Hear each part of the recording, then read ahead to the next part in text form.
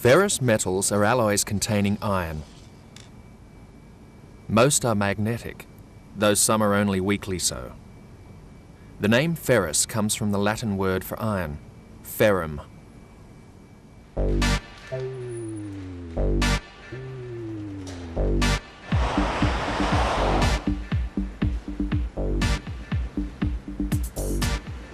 This bike is made of different ferrous metals.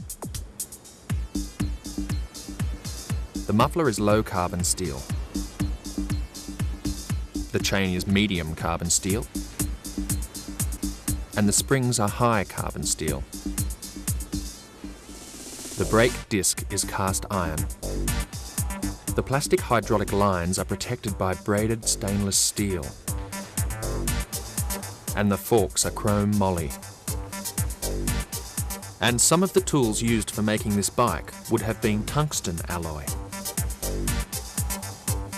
We are going to look at these different steels and see why they are used for different jobs.